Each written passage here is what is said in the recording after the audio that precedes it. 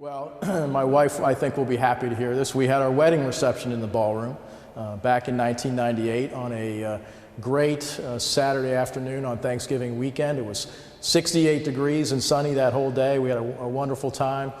To me, that's my favorite memory, and it was really one of the first times as an adult that I had come back to the facility and realized that not only do you have a wonderful ballroom, but obviously the wonderful main area with the stage, and I think a couple years after that, the organ had been reconstructed. Just wonderful things that occurred here, but for the safety of my marriage, I'm going to have to say my favorite event was our wedding reception. Stambaugh Auditorium was not nearly as active with performances and what have you in the time that I would have been, but I do have wonderful memories of Monday Musical and some of the things that, some of the performances that were here. I think more in my adult years, I'm definitely coming to appreciate what Stambaugh Auditorium means to the community by being able to host as many eclectic performances that you have here, and all of that is not only good for Stambaugh Auditorium, but it's good for those of us who like live performances and who don't want those live performances to go away due to any of internet or movie theater. Live performances are best in a facility like this.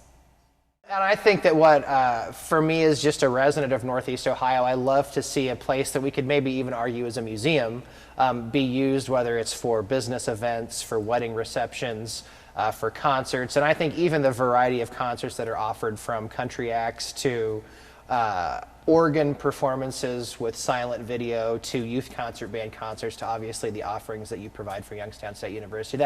That versatility obviously is what's sustaining the hall and making it so successful right now. Well, I would probably say my favorite memory was the Black and White Gala, which was the fundraisers for the American Heart Association.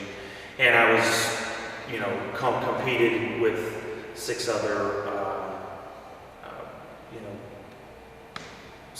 and we had a great time. I mean, it was so much fun, and I thought that the ballroom was really an amazing setup. Since then, it's now moved up to the stage, which works well as well. But it was really a great memory, and my whole family was here.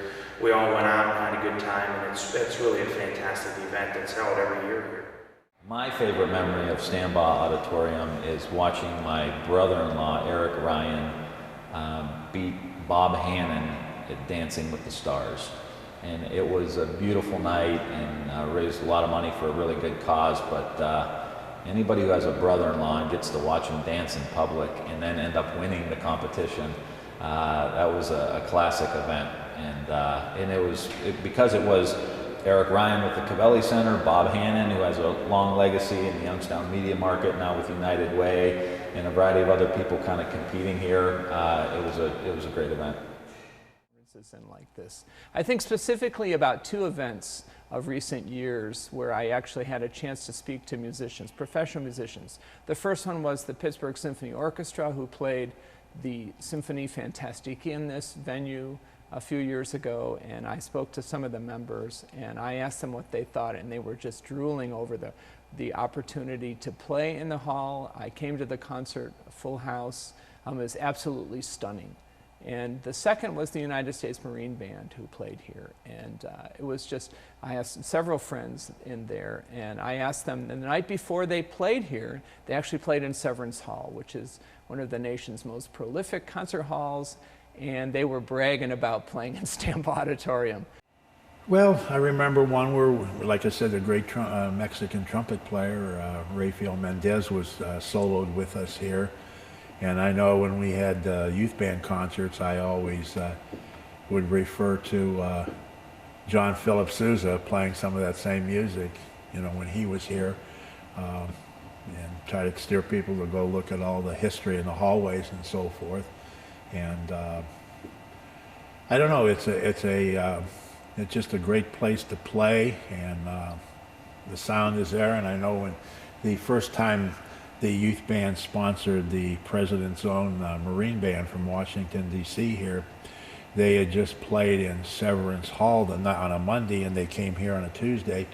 And the conductor and the musicians were talking here how they felt this was a top-notch band hall, more so than any they played on tour, which included Severance. I mean, that's a great hall. But the acoustics here, like for band, I mean, I don't know. You know, they're probably second to none.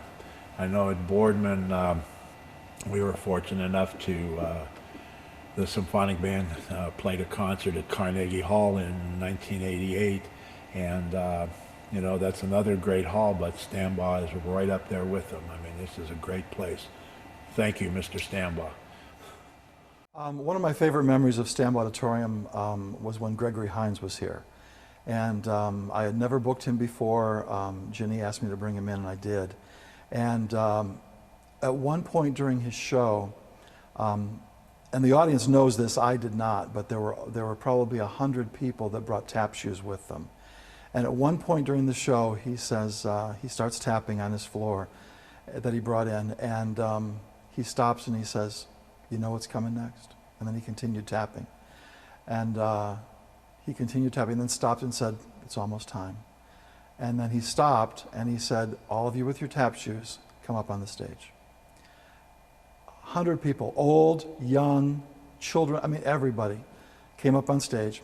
There was, and he tapped with every one of them, individually or in a small group. There was one young boy who he saved for last because he had no tap shoes on. He was just in his bare feet. And Gregory Hines said, "Are you a tapper?" He said, "Yes." And he said, "But no tap shoes?" He said, "No." So Gregory Hines took his shoes off, and they both got on the dance floor, and they did a couple-minute routine with just stocking feet and the tap floor, and it was just amazing. And to see an entertainer who would take the time to spend with this young boy probably made a huge impact on his life. And I know that the audience was just beside themselves. They were thrilled. So that's probably one of the best things.